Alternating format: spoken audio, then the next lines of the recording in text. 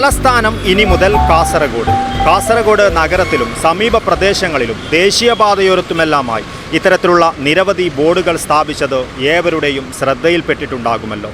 എന്നാൽ ബോർഡിലെ ഈ വരികൾ കൊണ്ട് എന്താണ് ഉദ്ദേശിക്കുന്നതെന്ന് ആർക്കും മനസ്സിലായിട്ടില്ല. ബോർഡിലെ ഈ വരികൾ വലിയ രീതിയിലുള്ള ചർച്ചകൾക്കാണ് വഴിവെച്ചിരിക്കുന്നത്. കേരളത്തിൻ്റെ തലസ്ഥാനം തിരുവനന്തപുരമല്ലേ, ഇനിയിപ്പോൾ തലസ്ഥാനം കാസർഗോട്ടേക്ക് മാറുന്നുണ്ടോ എന്നതടക്കമുള്ള കാര്യമായ ചർച്ചകളാണ് നടക്കുന്നത്.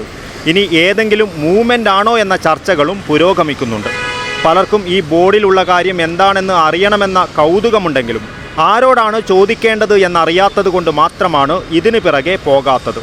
അറിയാവുന്ന പലരും വിളിച്ച് ചോദിക്കുന്നുണ്ടെങ്കിലും സംഭവം എന്താണെന്ന് ഞങ്ങൾക്കും അറിയാത്ത അവസ്ഥയാണ്.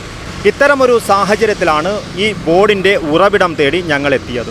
കാസർഗോഡ് നഗരത്തിൽ മാത്രമല്ല സമീപ പ്രദേശങ്ങളിലുമായി ഇത്തരത്തിലുള്ള നിരവധി ബോർഡുകൾ സ്ഥാപിച്ചതായാണ് അന്വേഷണത്തിൽ കണ്ടെത്തുവാൻ വേണ്ടി സാധിച്ചത്. കാസർഗോഡ് പുതിയ ബസ് സ്റ്റാൻഡിന് സമീപത്തും റെയിൽവേ സ്റ്റേഷന് സമീപത്തുമായി വലിയ 2 ബോർഡുകളാണ് സ്ഥാപിച്ചിട്ടുള്ളത്.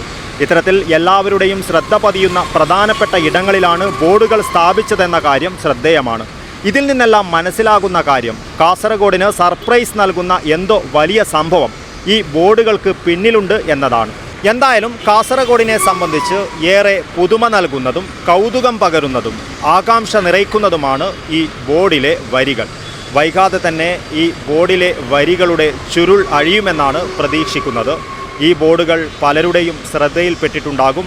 എന്താണ് ഈ ബോർഡിലെ വരികൾ കൊണ്ട് ഉദ്ദേശിക്കുന്നതെന്ന കാര്യം ആർക്കെങ്കിലും അറിയാമെങ്കിൽ തീർച്ചയായും നിങ്ങൾ കമൻ്റായി രേഖപ്പെടുത്തുമല്ലോ. ക്യാമറാമാൻ ഗണേഷ് പൈക്കിയോടൊപ്പം ബൈജു രാവൺ, KCN ന്യൂസ്, കാസർഗോഡ്.